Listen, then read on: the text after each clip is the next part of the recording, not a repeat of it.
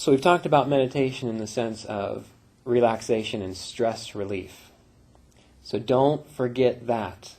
If you are meditating at first only for stress relief, that is the first step, and that's what you have to do. You have to de-stress your system first. If your system is stressed, you cannot process higher states of consciousness. All right. Now, when your system is de-stressed, when there's no more stress within your system, if you're not worried about this little being safe within the world, then what happens is you feel safe in the world and you feel supported. And then you can expand your consciousness to experience your oneness with the divine, or to experience infinity, whatever it might be. Because think about it. If you are so focused on you, on your body, on your mind, on your history, on your personality, you're trapped in this little bubble. And you cannot conceive of anything beyond this little bubble. But if you know, hey, everything's all right, this body is going to be fine, this mind is going to be fine, everything's cool, then what you can do is you can start to imagine, well, what would it be like to go beyond myself? What would it be like to be bigger than what I think I am? And if you can start with that imagination process, then eventually you start to have those experiences. But if you're afraid of it, you won't have them. One time when I was in massage school, we were doing some sort of, I think it was polarity. We were doing polarity therapy. And this woman had this experience. This is a very subtle type of work. This woman had this experience when she was on the table, we were doing the work, where all of a sudden she was not in her body. She was like off in space, completely expanded, just aware of nothing but infinity. And it scared her to death. And so she immediately popped back into her body and woke up, or I think she was awake. She kind of came out of it, and she was really freaked out for the rest of the day. So she was so identified with the form that she couldn't appreciate that expansive state. Whereas all of us here, if we had that, we'd be like, great, right? I mean, just imagine. Being completely aware of just infinity and not being a little person anymore, just space, free, clear. So you see, if you are so invested in this little you, then to experience this greater state, it's not going to happen so easily. So that's why for higher meditation practices to occur, you have to be stress-free and you have to have no fear, lack of fear within you. All right. Now, the other step with higher meditation practices is the ability to concentrate and to focus. So once we are calm and relaxed and we're not falling asleep, we're still there, we're still awake, we've got our attention up here in the spiritual eye and the higher brain centers, then what happens is we learn how to practice concentration, which means that we want to know what God is. So how do we do that? We're relaxed, we're calm, we're aware. We ask, we focus on what would it be like to experience God, and we hold that sense of wonder or that sense of wanting to know. And the longer we can hold that sense and that state there, that's almost like a beacon. It's sending out these waves to the infinite consciousness. It's bringing experiences to you so that you can hold that state.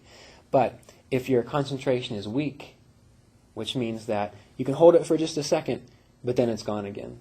And then it comes back on. It's almost like if you're trying to track someone or trying to track like a homing beacon. If it keeps coming on and going off, how are you supposed to find this person? Okay? So if you think about it that way, once you're calm and relaxed and you can hold a state for as long as you can, you keep every day holding it longer and holding it longer, holding it longer. Eventually you can hold it so long that the link finally occurs. And then you can know what you want to know. And then you know it beyond what, say, you've read in a book or what someone's told you. Then you have an aha experience, and it's beyond description. You couldn't tell someone else about that. Okay? Once you've had an experience where you've asked, what is it like to be part of the wholeness of life? And you've held to that for a month, 2 months, 3 months, 6 months, whatever it might be, until finally, eventually, it just dawned in your awareness. And there you were, just aware, beyond the body, beyond the history, beyond the mind, of knowing that everything's all right because you're a part of the wholeness of life. Then you know it, because you've held that point of concentration. And then someone else asks you, well, what do you mean? What's it like to, what's it like to know yourself as the wholeness of life? Well, you can't describe it to them. All you can do is tell them how you did it.